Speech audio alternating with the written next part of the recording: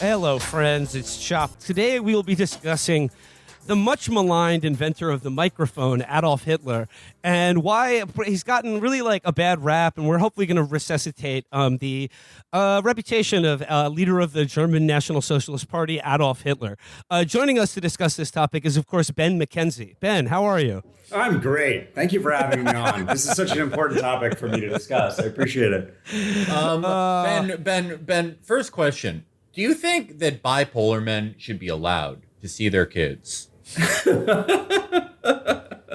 Man, it's like painful to watch. Can we not, you were making this point earlier, can we not put that guy on TV ever again, please? Well, Dear I mean, the God. funny thing that's happening right now is all the people putting him on TV and their shows are like just so desperate for his attention and the sort of stamp of approval of someone who does have actual cultural power and popularity that they've all put themselves in a horrible position now of having to like nod along sagely when he says things like the Nazis had some good ideas, or risk offending the horrible audience that they've cultivated for themselves over the last couple of years. Yeah, my heart really goes out to them. I hope they can make it work. Prayers up for Tim Pool, everybody. His beanie. He should get a propeller on top of that beanie the way he's been going. No. Just of course, this is a long way of setting up and introducing our guest. I think now, as a returning guest, you can fairly be described as the official Chapo crypto correspondent. Ben, welcome to the show. I love it. That's an unpaid position, right? Of course. Gotta get that clear. Okay, cool. I mean, cool. well, you will be paid in Chapo tokens. Yeah, baby. Give me those sweet CPTs. You can mint 10 billion of them. I want at least half. Yeah, man, I'm here. I'm here to talk about all things crypto. So, has anything been happening? I haven't been following the news. I've been writing a book. I don't know what's happening anymore.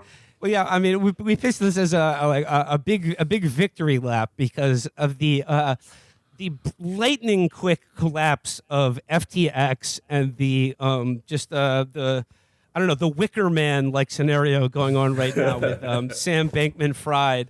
And I guess I just want to, like, as someone who follows this stuff, I think I'd like to start in like the broadest possible terms. What was FTX? How is it supposed to work, and what led to its spectacular collapse? Well, fraud seemed to have led to its spectacular collapse, but which is good for me considering that's what I'm writing a book about. But yeah, so FTX was like a big crypto exchange.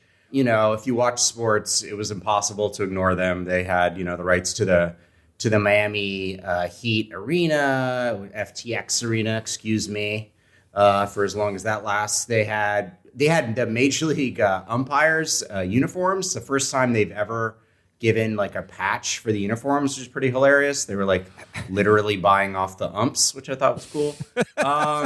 They are, so yeah, he's running an exchange. It's run out of the Bahamas. He was also running this thing called Alameda Research, which is not a research firm, of course. It's a trading firm. And the thought was like, well, obviously conflict of interest. You're owning a firm that's trading on your own exchange. That would never be allowed in a regulated marketplace. But everyone assumed Sam was actually like the smart one of the group.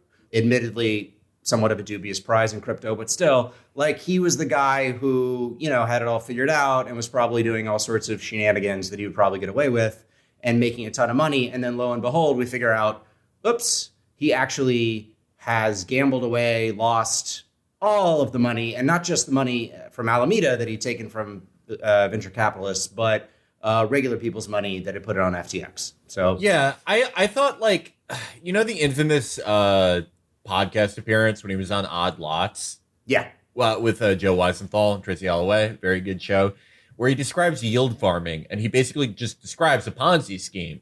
Yes. And by virtue of him nakedly knowing that, I was like, oh, maybe he'll be like the JP Morgan in 2009 of this industry, because he appears to know that it's just nothing.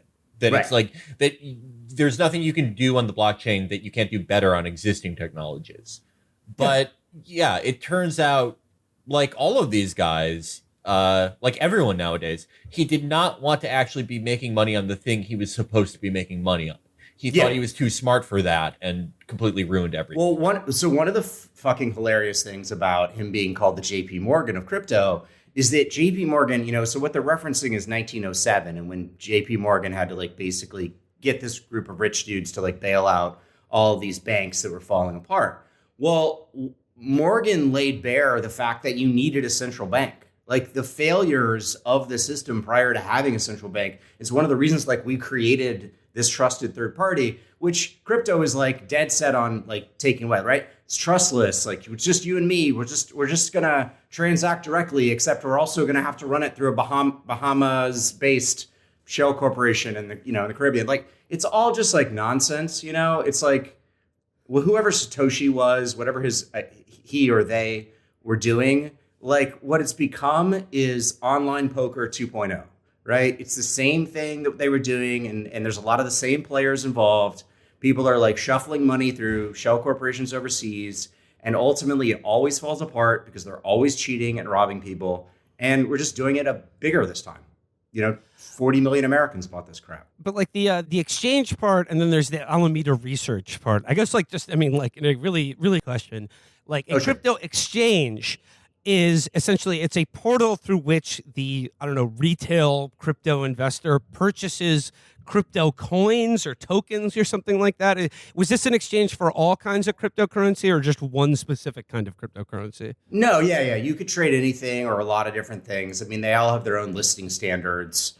They also take money to list a coin, right? And pretty openly, like it's basically like pay to play kind of thing, which is pretty interesting. And you can trade any crypto on there. Now, an exchange should never go bankrupt, right? Because if you're just operating an exchange, all you're doing is literally taking the difference between, the spread of like, you're taking a tiny cut of the volume and like you should always have the money, right? But if you're running what in the 1920s was called a bucket shop, where you didn't actually do the trades, right? You like told people you were running the trades, but in fact you were lying. Then, who the hell knows where the money went. Now, it's unclear exactly how this all went down. There's reporting out there that Alameda had lost $3.7 billion already, even in this massive run up to like was already broke. But what seems to have happened is that like he either made some bad bets or something went haywire with Alameda, and he took customer funds from FTX from the exchange to bail out Alameda. Alameda was supposed to be doing like these market making services, like basically providing liquidity so that like there's a bid ask spread and people could like trade these coins. But, it sounds like it was all just shenanigans, man. It was all just like, it was all a lie. Like they had no accounting department.